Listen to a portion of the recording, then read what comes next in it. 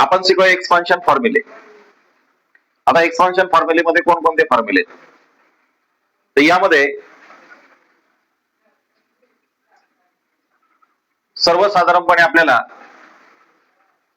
7 फॉर्म्युले विचारले जातात. पहिला जो फॉर्म्युला आहे x plus a x plus b equal to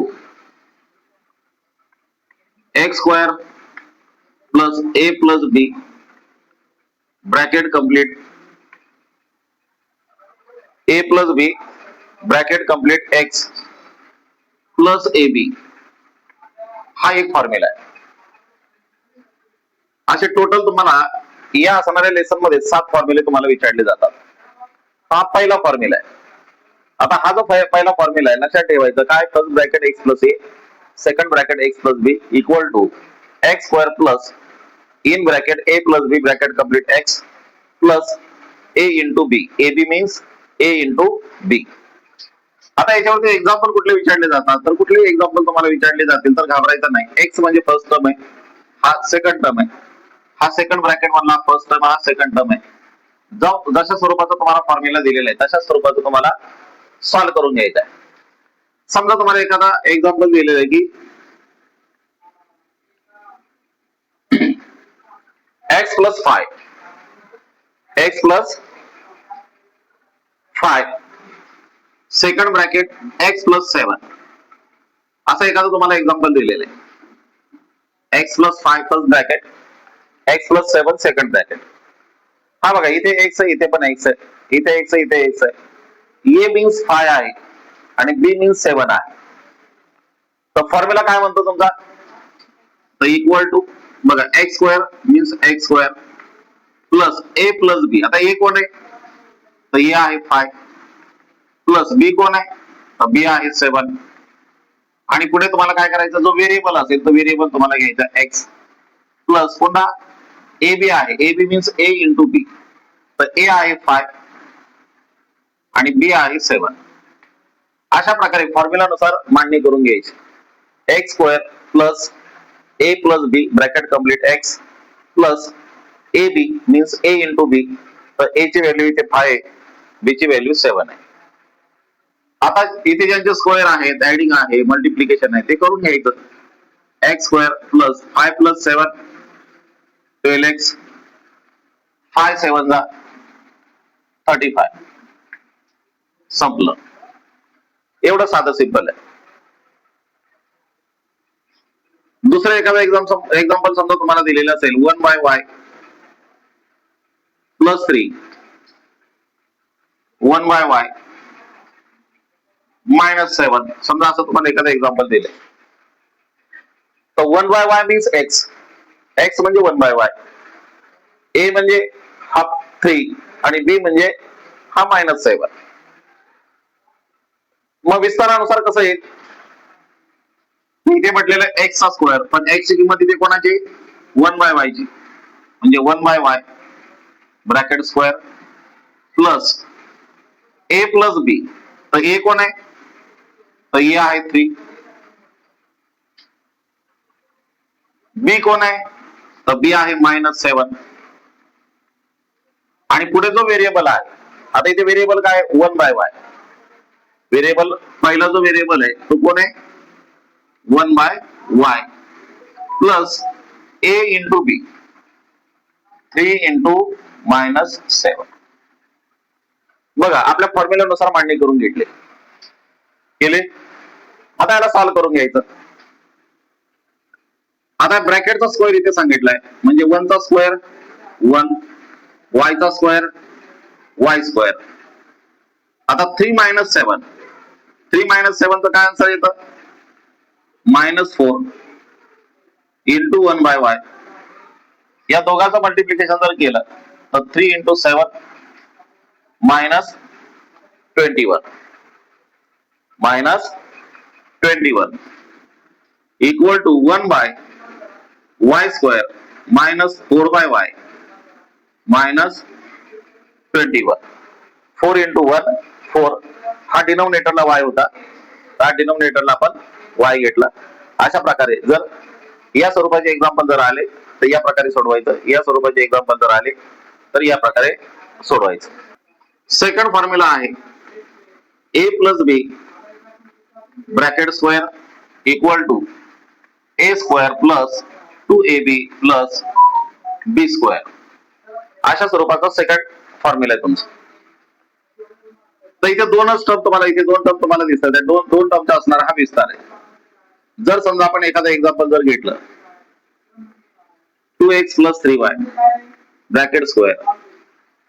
बघा a मीन्स 2x आणि b मीन्स 3y. फॉर्म्युल्यामध्ये जिथे इथे a आलेला आहे तिथे फर्स्ट टर्म तुम्हाला घ्यायचंय, जिथे b आलेला आहे तिथे सेकंड टर्म घ्यायचं.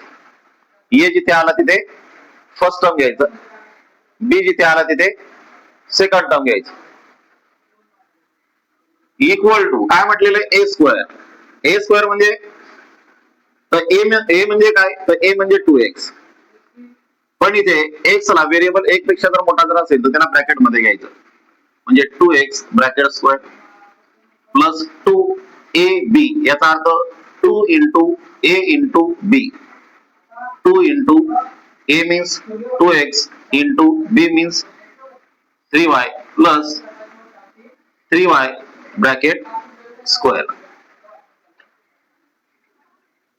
याचा विस्तार करून घ्या. 2 चा स्क्वेअर 4x चा स्क्वेअर x स्क्वेअर प्लस या सर्वांचं मल्टिप्लिकेशन जर केलं तर काय, 2 2 जा 4, 4 3 जा 12 आणि x into y xy plus 3 square 9 y square y square. अशा प्रकारे जर या फॉर्म्युल्यावरती एक्झाम्पल जर आलं तर अशा प्रकारे तुम्हाला सॉल्व्ह करून घ्यायचं.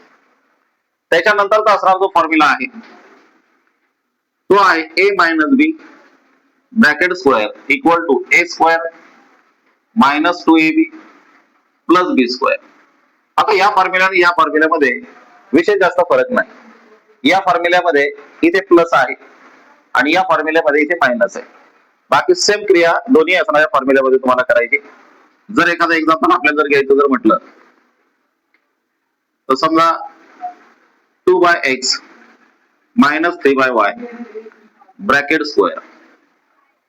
बघा a ची व्हॅल्यू आहे ही 2x, b आहे 3y, म्हणजे जिथे e असेल फॉर्म्युल्यामध्ये तिथे 2x घ्यायचा, जिथे b येईल तिथे 3y घ्यायचा.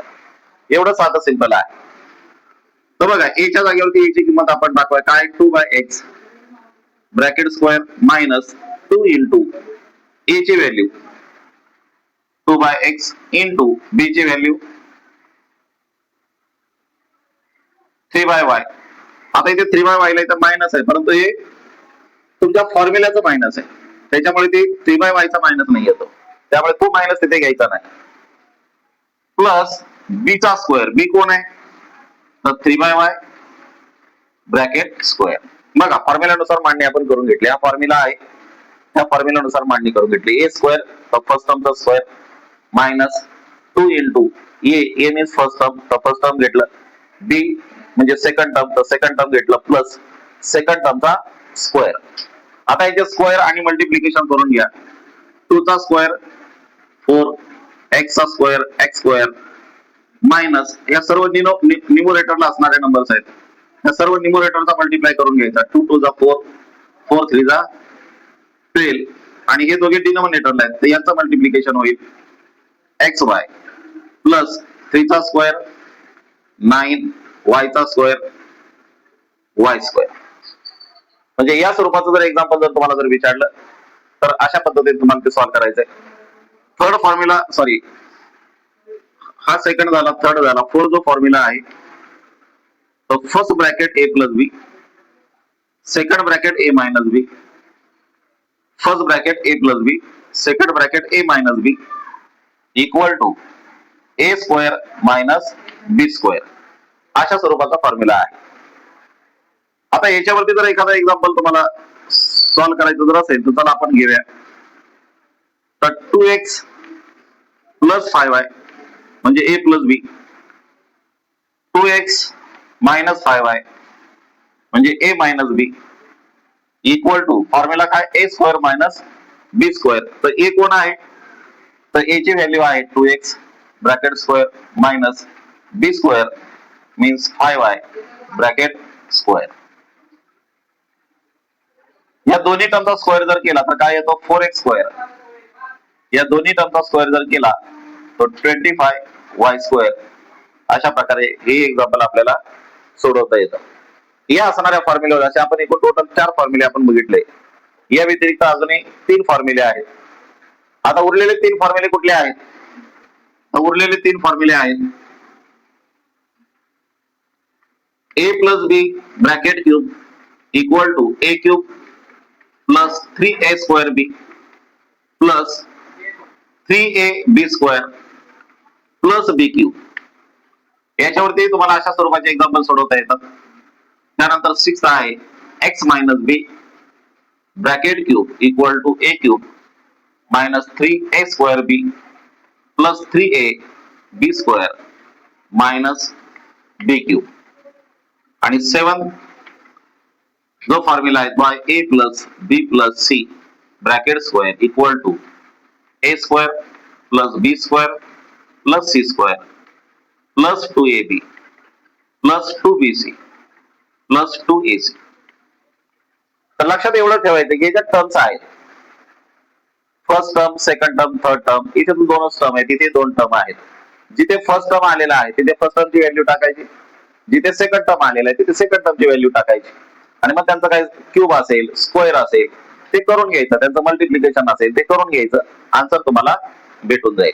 अशा स्वरूपाचा असणारा हा इयत्ता 8वी मध्ये जो लेसन नंबर जो 5 आहे एक्सपान्शन ऑफ फॉर्म्युले, तर त्याच्यामध्ये या स्वरूपाचे असणारे एक्झाम्पल तुम्हाला विचारले जातात. तर त्याची प्रॅक्टिस करा. आणि हे जे फॉर्म्युले आहेत ते फॉर्म्युले तुम्हाला पुन्हा 9th मध्ये, 10th मध्ये, 11th मध्ये, 12th मध्ये किंवा पुढे चालून ज्या वेळेला तुम्ही मॅथ्स संबंधित एज्युकेशन घेणार आहात त्यावेळेला सुद्धा तुम्हाला हे फॉर्म्युले तुम्हाला विचारले जातात. म्हणून हे फॉर्म्युले तुमच्या पाठांतर असणं, ते तुम्हाला समजणं खूप गरजेचं आहे. एवढं बोलून मी थांबतो. धन्यवाद.